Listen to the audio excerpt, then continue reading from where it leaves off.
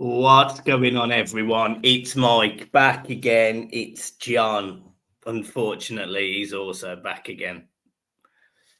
You happy? Yeah. Looks apparently Everton have put a bid in for Tiero Barry from Villareal. I didn't know what to believe because there's some journalists who normally we follow. Hasn't really come out from them, but one of the journalists that did break it got 3.4 million followers. So I'd say he knows his shit. Apparently Everton put a 30 million euro bid in. They're probably wanting 40. It is probably a deal that Everton will have to meet them halfway. But listen, it looks like we're getting the ball rolling with some signings. So hopefully when the transfer window opens again, we can do our business early if this is to be believed about this bid going in. And I've just watched him on YouTube. And listen, YouTube can make you look good. Do you know what I mean? But he's strong, he's quick, he plays off the shoulder, but he seems to be more of an out-and-out centre forward. Some of the goals I've seen him score, Michael, was picking the ball up on the wing and cutting in and running at the opposition. But also, the problem Everton have got, if we don't bring some decent wingers in, is it looks like he loves a ball in from the wide areas because he scores a lot of goals with his head. He's also good with his feet. So for me, he's an all-round centre forward. We can get him for possibly 35 million euros. It looks like it could be a good buy. Yeah, he just strikes me as the type of player that's really tenacious, like just wants to be on the pitch, wants to play football, wants to score a goal, which is it's the right attitude. I think, he's young, he's hungry, he's raw in some elements. His first touch maybe at times could be a little bit better, but from what I saw the player that's direct on the turn. He's quick. He'll stick his head on things. He's not scared. I like all of that. You mentioned there about on the turn. What I did want to add is he also likes to drop deep for the ball as well. And what I did notice when the ball was being played into his feet, he sort of controls it and tries to turn the defender in one movement. And he wins a lot of fouls because he's good at it. He can turn the defender. And obviously, a lot of the clips I see him was getting brought down because he's got a bit of a turn of pace as well. The only way he could really stop him from running clear on goal was by fouling him. One more thing I want to add as well is it looks like he can score one-on-ones, which for us is massive. Yeah. Some other news that come out today is regarding Coufal from West Ham. He's been linked with us a few times, him and Souček really, but Coufal as a right back has been linked with us several times. Me and you have discussed Coleman and we've discussed Patterson, and everyone knows our thoughts on both of those. Coufal for me, 32, you've probably got 2, maybe 3 years out of him at top level. He's somebody who will go up and down. He's comfortable with the ball. He's fairly quick. I'm not against that signing as a free signing personally, and apparently we would be his choice as well because he likes David Moyes. Would you be happy with that? Well, for a free transfer, you've hit the nail on the head. Coleman's not going to play many games next season. Patterson, everyone knows our thoughts, as you're quite right with what you say. Jake O'Brien probably does start at right back next season. Coufal could come in as backup, or we were having a conversation today, and maybe Jake O'Brien and Branthwaite start the season. If Tarkowski's not fit and he starts at right back. And, if rumours are to be believed that Tarkowski's not going to be ready for the beginning of the start of pre-season, straight away that knocks him back with his getting match sharp and match fitness ready for the season to start. So if that's the case, then obviously you're looking at Branthwaite and O'Brien to start in the centre. If we bring someone in like Coufal, on a free transfer, he's 32, as you're quite right with what you say. Listen, he's not a Rolls Royce of a right back, but I do think he's going to be better than Coleman. No disrespect to Coleman, like the age thing and the injury thing. That's why I do think he'll play more than that. And again, I don't have to mention Nathan Patterson for a free transfer. And what I wanted to add as well, Michael, we are going to have to try and get them sort of players in, 32, 31, 32, 33 years of age, possibly on free transfers, because me and you and Millsy had the conversation, because there's that many positions in the squad that need filling. If you can fill the right back in with a free transfer, not going to be on massive wages, that's one position sorted, so you can concentrate on the others, which in my opinion are more pressing. A position that me and you were talking about earlier, and it's almost been completely bypassed. We know Jordan Pickford is the number one Everton goalkeeper. We know that. But you quite rightly said earlier, and it's almost gone under the radar, but we don't have a backup. No. Well, so, Jordan, sorry. No. So I don't know what to suggest on that. Well, I'm very surprised we did let Begovic and Yao Virginia go. We also let one of the youth goalkeepers go as well. So we've got no cover. We've got no cover in goal. And listen, Jordan Pickford's just played 2 internationals. The Everton players are back in 3 weeks' time, ready for pre-season. Obviously, he's going to be given an extra week off. I imagine extra week to 10 days off. Again, I think you're probably looking at a free transfer for a backup goalkeeper. We probably have to bring 2 goalkeepers in when you think about it, Michael. And then, this season just gone, week in, week out, we had 2 goalkeepers on the bench because the squad was that small, and it's even smaller now. So you might see 2 goalkeepers on the bench again next season, but we definitely need to bring at least 1 in because we've only got Jordan Pickford at the club. So it is one of them areas we are going to have to strengthen. And again, I think it's going to be one of them areas where it could be a free signing, or it could be a young keeper who is good enough and ready enough for the Premier League, but can also be nurtured along with the likes of Jordan Pickford, because Jordan Pickford knows Everton inside out now. I think that's another position, a bit like the right back position, where we're not going to spend loads of money if we do spend any, and it could be another position that we use one of our loan options, I think.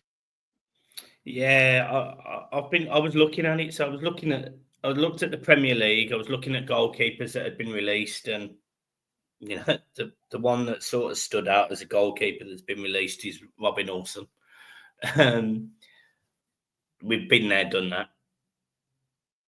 Would you bring him back to be a number 2? I honestly don't know. He's not going to play much football, so if he's not bothered, then I'm not bothered. Well, the thing is, mate, he knows. Again, he's another player who knows Everton. If he's happy to come back knowing he's going to be number 2, listen, any goalkeeper we bring in is going to be a number 2. Is going to be an understudy to Jordan Pickford. They're going to know that. So if they're happy with that, to be part of an Everton squad who hopefully will be going places, who are going to have more exciting players in and around them, better football under a better manager, going into a brand new stadium. If a goalkeeper who's going to be an understudy is happy with that, then I think that's probably the road we go down. Yeah. And I was looking at goalkeepers that are available. And as I said, Olsen's one. I then looked at Transfer Market, the website where free agents are listed on there.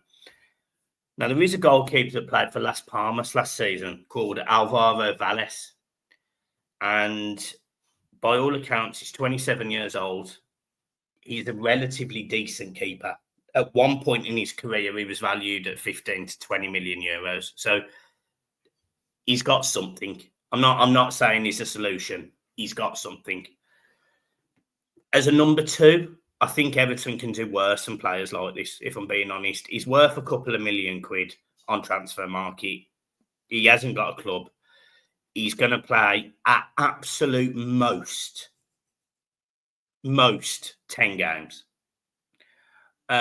Your issue is if Pickford gets injured, because obviously if Pickford did get injured, then you're playing him a lot more. But touch wood, Pickford has had relatively decent period in terms of injuries and whatever and career. I don't know what the solution is to the goalkeeper. I just don't know. We've also got Tiero, who was out on loan last season, I think, as well. So he's somewhere in and around the the youth setup. Is he going to be promoted to number 2? That's a huge jump.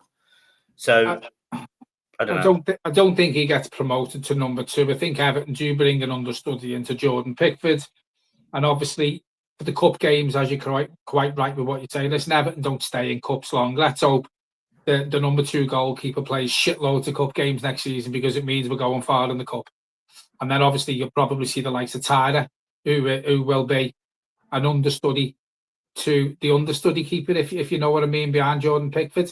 Because if you only bring one goalkeeper in and he gets injured, you can't really rely on. I know you say Jordan Pickford doesn't get many injuries, but can't really rely on that staying like that forever. You know, he's only, touch wood, God forbid, he's only got to go in for a tackle and break his ankle and he's out for the season. Yeah. You know, and I don't want to tempt fate there, but anything can happen in football. So I do think maximum, we do bring 2 goalkeepers in, or 1 if they're going to promote Tiero up as well. Yeah, and just to highlight, so the player I just mentioned, Vallas, he has been linked with Real Betis and Marseille. So he's not a bad keeper. It's the point I'm making. You know, he's not a bad keeper. So, yeah, that's an area we got to strengthen. Another player, I almost don't want to mention him at this point, but he's been kept out. He's been left out of the Manchester City squad for the World Cup football thing.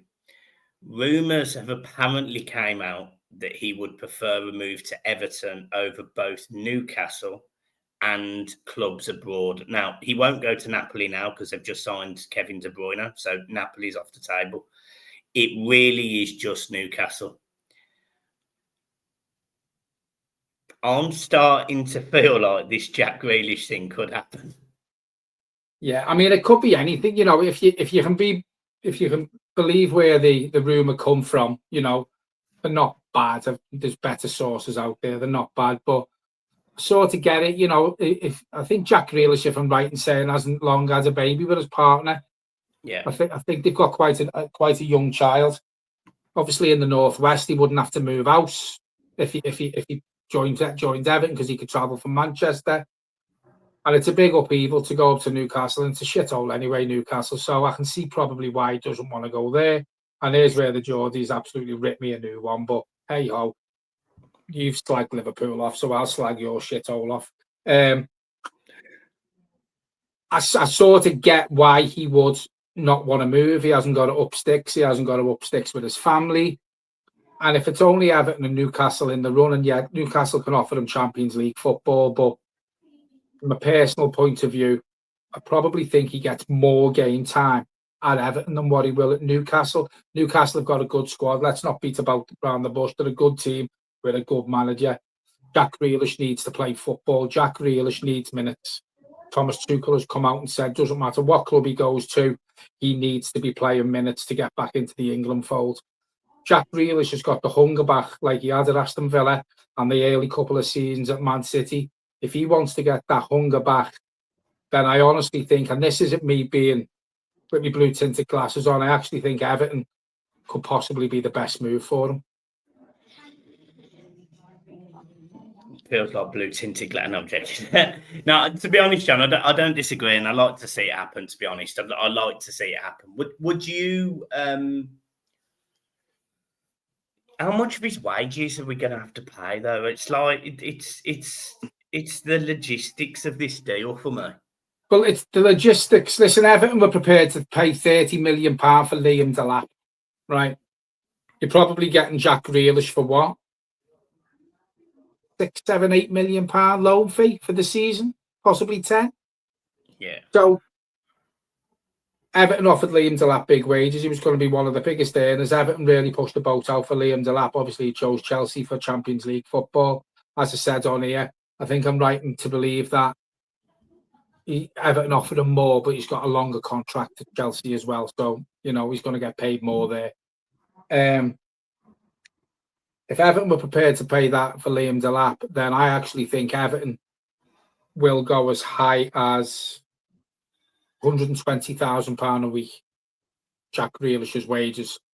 Man City pay the £180,000 a week. If Everton can strike a deal with that, maximum, that is maximum, that, because we're paying a loan fee. £120,000 a week, no higher than that. If City are happy to pay the rest and Jack's happy to come to Everton, then it's a move that will excite me. And I think I can speak for a lot of Everton fans. The majority of them do want Jack Grealish at this football club. And I think Jack Grealish is the sort of player, because there's some Everton fans out there and some Everton fans who watch us who are saying steer clear of Jack Grealish. I think Jack Grealish has got a point to prove to himself, to Thomas Tuchel, and to a lot of the fans who have sort of wrote him off now, and he's been frozen out at Man City. So I think Jack Grealish is going to have a point to prove, and I think a lot of the fans, if he can do that, a lot of the fans who were sort of against it might swing to getting used to the idea. Because listen, there was Everton fans out there who didn't want David Moyes back, and a lot of them Everton fans who didn't want Moyes back are now eating humble pie, and they're happy with what David Moyes done. And I've spoke to a couple of them, and they're excited to see what he can do in the transfer window and with a full season next season. So they've changed their opinion. So I think that's what Jack Grealish has got to do now. He's got to come in wherever he goes, whether it be Everton, Newcastle, or anywhere, got a point to prove. And I think he's the sort of player and the sort of personality who will try and do that. And as I said, we can get a Jack Grealish who becomes hungry again and wants to prove that point, then I think we can be excited about signing him. Agree. Last thing I want to mention, and you actually just brought it up quite nicely, is David Moyes, who was awarded an OBE today. I'm not one of these big people on these MBEs and these OBEs and stuff like that. I'm really not, but he does deserve it for his offering to football, his passion for. I genuinely think he's got a passion for people in this sport, and I think the fact that he's got an OBE. Not every manager that manages English football gets an OBE, and the fact he's got one speaks volumes of him. So, look, just from me personally, he'll probably never watch this video, but I'm happy to say I'm proud of him. To be honest, I'm proud of him today. Well, at the end of the day, mate, you look at managers who've got that. I think Alex Ferguson got one. I think he was one who got one. Yeah. I'm pretty sure Arsene Wenger might have got one as well. I'm not too sure if he got one. So there isn't many managers who get that. So I think it's a credit to David Moyes, but it's also a credit to the man that he is. And I think we can say that as Everton fans because of what he's done the first time. And listen, he won West Ham their first trophy for a long, long time. And I think it's just his services to football. I think he deserves something like this. He's never in the papers. He doesn't cause shit with anything. He doesn't sort of speak out a turn against anything. He just comes across as a nice man. And listen, if he wasn't managing Everton, I still say that if he was at West Ham now, I think he deserves it. And as you said, there's not many managers who do get an OBE, but if anyone deserves it for the man and for the person David Moyes is, it's David Moyes. Yeah, completely agree. Right, I've got nothing else to add, John. I think that's a good news roundup there. Thank you all for watching as always, guys. The love has been fantastic of late. Smashing it. Hopefully we'll get you some more videos soon talking about actual signings and some actual deals. But it's all very exciting, I must say. I'm feeling positive about this window, and hopefully Everton can. I think David Moyes said today, can we challenge for Europe? He was asked, and he says, well, we've done it before. Why can't we do it again? And that is, love that. I love that. So get your passports because we are going to be winning the Champions League next season. All right. Monday is the transfer window opening again. So hopefully next week, if these players he's chasing and if these bids are to be believed and the free transfers are to be believed, I'd like to think we might get at least one over the line next week when the transfer window opens. And as we keep saying on here, we need to get our business done early. Yeah, spot on. Well, guys, we'll leave it there. Hit the like and subscribe. Make sure if you see John, you give him that as we keep talking about.